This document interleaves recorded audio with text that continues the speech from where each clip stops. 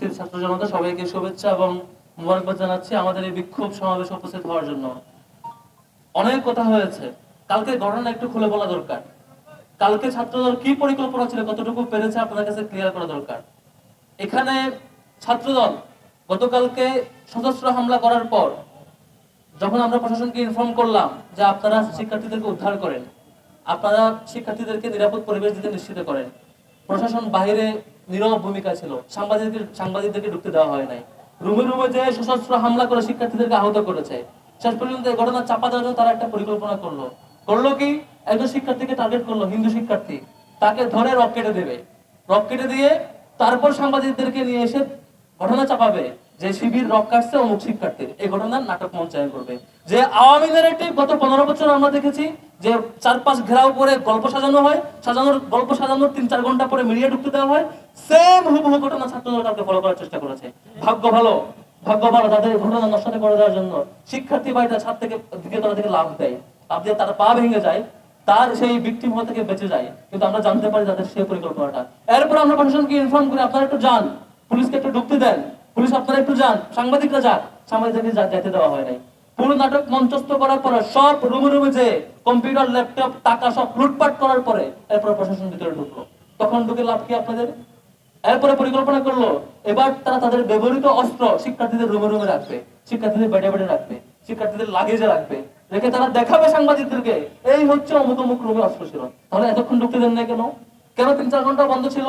কেন তাদের উপর আক্রমণ করার পর টানা সাংবাদিক এবং পুলিশরা চারপাশে ঘেরাও ছিল, দাঁড়িয়ে ছিল, তাদেরকে ঢুকতে দেন নাই? এই যে তারেক রহমান ক্ষমতায় আসার পরে মিষ্টি মিষ্টি আলাপ দিচ্ছেন, সুন্দর সুন্দর কথা বলছেন, রাকিব ভাই দেখা হলে বলেন যে আমরা এখন ভালো রাজনীতি ফলো করার চেষ্টা করছি। তাহলে এই যে আবার ছাত্রলীগের কায়দা ফলো করছেন, আবার ছাত্রলীগের সেই আওয়ামী কায়দার রাজনীতি ফলো করছেন, একটু সতর্ক হয়ে যান ভাই। আপনাদের সামনে 15 বছর আন্দোলন করেছেন একসাথে, আপনাদের সবকিছু আমরা জানি। আপনারা এর আগে কেমন ছিলেন আমরা জানি, আপনারা কেমন করে সন্ত্রাসী আচরণ করেন এবং এমন সন্ত্রাসীকে কেমন করে প্রতিহত করতে হয় সেটাও আমরা জানি। ভুলে যায় না ছাত্রলীগ আওয়ামী লীগ যখন ফ্যাসিবাদী রুলে ছিল, সব প্রশাসন তার হাতে ছিল। ছাত্রলীগ মনে করছে শিক্ষার্থীদের আক্রমণ করে অনেক কিছু করে ফেলবে। তারা আমাদের নারী শিক্ষার্থীদেরও আক্রমণ করেছিল, হিন্দু শিক্ষার্থীদেরও আক্রমণ করেছিল, সাধারণ শিক্ষার্থীদেরও আক্রমণ করেছিল, শিবিরকে ক্রসফায়ার দিয়েছিল, মনে করেছিল তারা পারবে।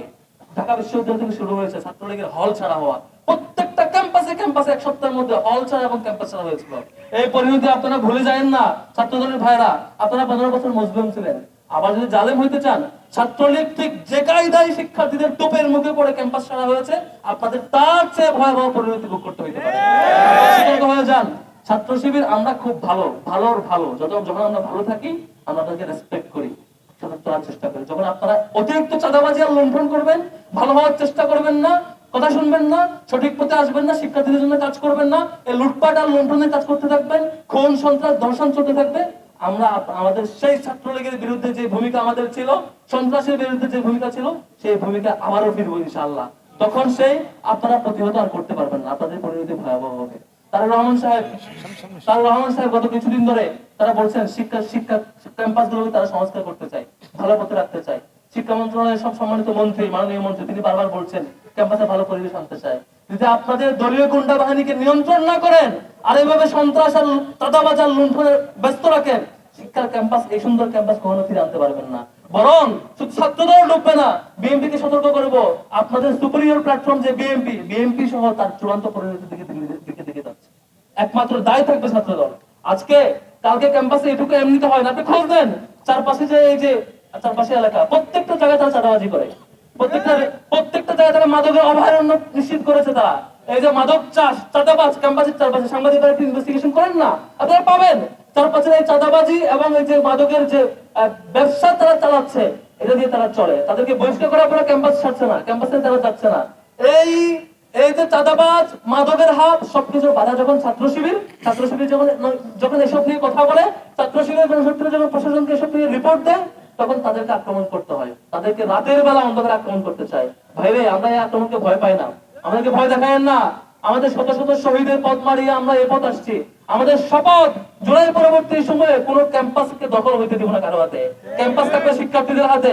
ক্যাম্পাস কোন রাজনৈতিক সংগঠন দখল করার জন্য নয়, ক্যাম্পাস অছাত্রদের জন্য নয়, মাদকের জন্য নয়। কোন ক্যাম্পাস, সেটা পলিটেকনিক্যাল ইনস্টিটিউট হোক, কিংবা অন্য কোনো প্রতিষ্ঠান হোক, ছোট্ট কলেজ হোক কিংবা স্কুল হোক কিংবা ঢাকা বিশ্ববিদ্যালয় হোক, কোন ক্যাম্পাসের কোন পর্যায়ে কোন রাজনৈতিক সংগঠন নিজের অধীনে নিয়ে দখল নেওয়ার চেষ্টা করবে আর আমরা প্রতিহত করব না, এমনটা হবে না ইনশাআল্লাহ। শেষ করছি। আসসালামু আলাইকুম ওয়া রাহমাতুল্লাহ।